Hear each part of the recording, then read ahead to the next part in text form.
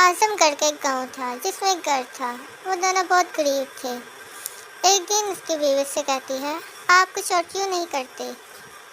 ऐसे कैसे गुजारा होगा, मैं क्या करूं? ये कहकर वो घर से चला जाता है। वो दुकान पर पहुंचता है। उसका माल बहुत बेरहम होता है। वो हमेशा उसके काम में कीड़े निकालता है। तो वो उसे बहुत सुनाता है। वो बेचारा गुर्बत के मारे सुनता रहता है। एक दिन वो काम कर रहा होता है, साथ वाली पर्सन तो उससे बहुत टाइम दिला तो उससे कहती है, बहन तुम खुद का कोई कारोबार क्यों नहीं कर रहे थे? तुम मुझसे पैसे ले रहे, फिर जब तुम्हारा कारोबार चलने लगे तो मेरे पैसे मुझे वापस कर देना। बहन तुम्हारा बहुत बहुत शुक्रिया, आप जैसे प्रोसेस सबको मिले। अरे मैं आपका एहसान कभी नहीं भूलूंगी।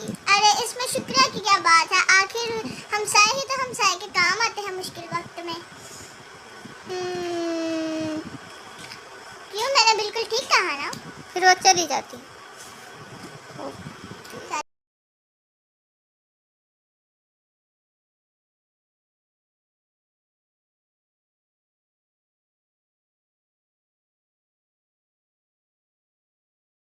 कर आता है। उसकी बीवी उसे सारी बात बताती है। वो राजी हो जाता है। घर के बाहर दुकान खोलती है। लोग उसके अंडे पराठे को बहुत पसंद करते हैं। जी माँ जी, आप क्या देंगी?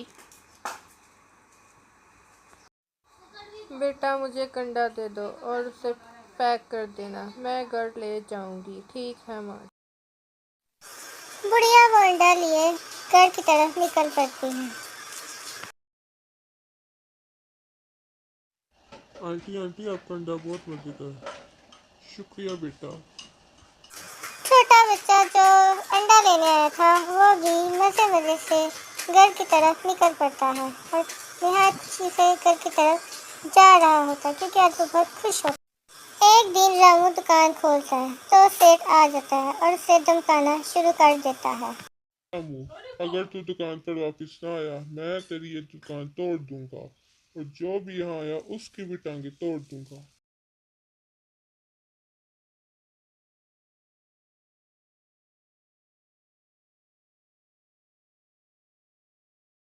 रामू घर जाकर अपनी बीवी को सारा माजरा सुनाता है।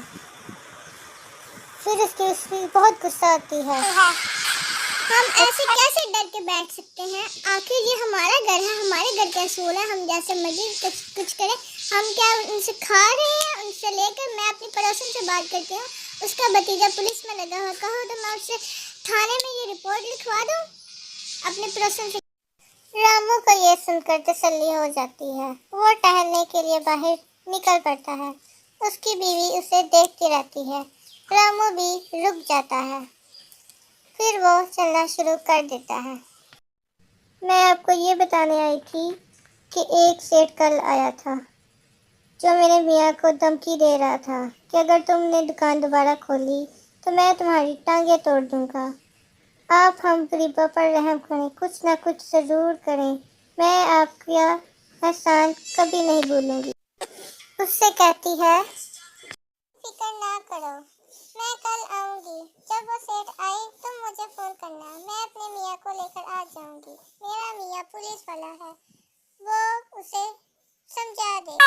रामू की बीवी को तसल्ली हो जाती है और वो उसके घर से निकल पड़ती है। अब वो बहुत पुरसुकून दिखाई देती है। वो अपने घर की तरफ जा रही होती। चलो ठीक है, कल फिर तुम ही दुकान खोलना, देख लेंगे। बेटा तुम्हारा अंडा पराठा बहुत ही मज़े का था, मुझे बहुत ही मज़ा आया, क्या और मिलेगा? फिर अचानक वहाँ सेठ चाकू लिए आ जाता है, मारने की कोशिश करता है। तुमने मेरी बात नहीं मानी, अब तुम नहीं बचो। रामू की बीवी पड़ोसन को फोन करती है। उसकी पड़ोसन अपने मियाँ को लेकर आ जाती है। वो उसे खूब लगाता है, सेठ गिर जाता है। वो उसे इतना मारता है और ले जाता है। उसकी पड़ोसन उससे कहती है, बहन अब ये तंग नहीं करेगा, मैं जो पैसे तुमसे लेने थे वो मैं तुम्हें माफ करती हूँ। नहीं बहन, आगे ही हम गरीबों पर आपके बहुत से एहसान हैं। आप रहने दें, मैं आपके पैसे दूंगी। नहीं, कोई बात नहीं, इतनी रकम से कोई फर्क नहीं पड़ता। मुझे इन पैसे की जरूरत नहीं, तुम बस मेरे लिए दुआ करो मेरे लिए। आपका बहुत बहुत शुक्रिया। मैं हमेशा आपका दुआ में याद रखूंगी। मैं आपका एहसान कभी नहीं भूलूंगी।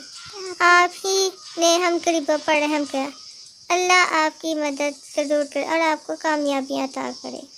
अब उनके घर के हालात बहुत बेहतर हो जाते हैं और वो अपना गुजर बसर बहुत अच्छे तरीके से कर लेते हैं। अब उनको किसी चीज़ की कमी नहीं है।